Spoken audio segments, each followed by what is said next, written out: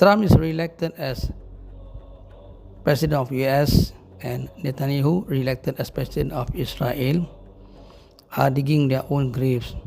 Attacking Iran is not resolving the matter, but creating a bigger problem for the Middle East countries.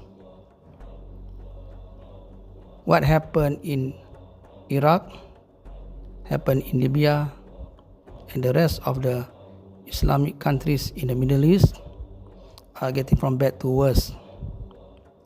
Remember, Sheikh Ahmad Yassin was killed on 22nd March 2004.